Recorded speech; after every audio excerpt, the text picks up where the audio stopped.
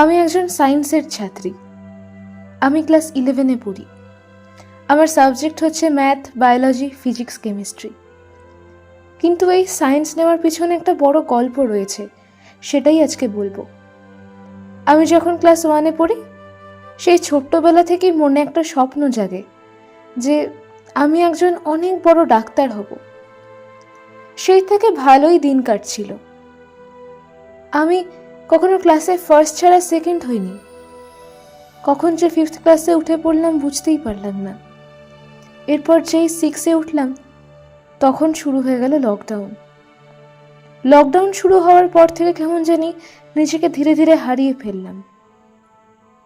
সেই আগের আমিটাকে যেন ধীরে ধীরে হারিয়ে ফেললাম, নিজেকে পুরোপুরি হারিয়ে ফেললাম। এখন আমি ক্লাস 10-এ পড়ি। আমার মধ্যে কোনো স্বপ্ন নেই, কোনো আশা নেই। কিন্তু যখন মাধ্যমিকের আর মাত্র গুনে গুনে 4 মাস বাকি, তখন আমার ভিতরে অনেক গিল্টি ফিল হয়। আমি ভাবি আমি কি করছি, আমি কাদের জন্য আমার গুরুত্বপূর্ণ সময়গুলো নষ্ট করছি। তখন ফিল করি আমি এখন আমার মধ্যে নেই। এটা আমি হতেই পারি না। এটা আমার শরীরে বসবাস করা অন্য এক আত্মা।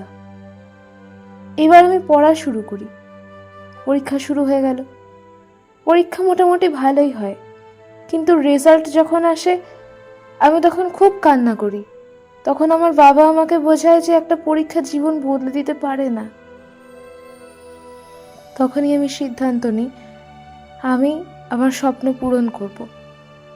আমাকে যতই পরিশ্রম করতে হোক আমি করব। এই হলো আমার জীবনের ছোট্ট একটা গল্প। সময় পেলে আবারও কিছু জীবনের মুহূর্ত তুলে ধরব।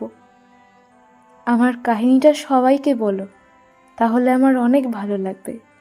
আর হ্যাঁ, একটা কথা বলতেই ভুলে গেছি, যে স্বপ্নটা আমি একসময় হারিয়ে ফেলেছিলাম সেটা এখন আর স্বপ্ন নেই, সেটা আমার ইমোশনে পরিণত হয়েছে।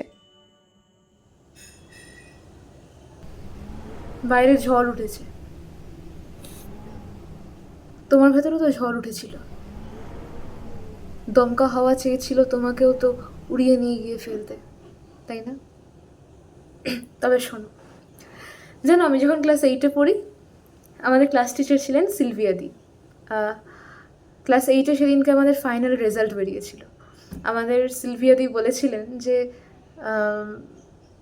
ক্লাস 9-এ উঠছো, এবার অনেক কিছু এমন ঘটবে যেগুলোতে তোমার মনে হবে আশেপাশে মৃদুমন্দ হাওয়া দিচ্ছে, খুব ভালো লাগবে। কিন্তু সেগুলোতে যদি ভালো লাগছে, শুধুমাত্র ভালো লাগছে বলেই গা ভাসিয়ে দাও, তাহলে যখন 4টে বছর পার করবে, ওই 9, 10, 11, 12 ফিরে আসবে, দেখবে তখন ওই মৃদুমন্দ হাওয়াটাই তোমার জীবনে সাইক্লোন হয়ে ফিরে এসছে। তারপর তো রেজাল্ট নিয়ে বাড়ি চলে এলাম, ক্লাস 9-এ উঠলাম, আর তারপরেই লকডাউন হলো।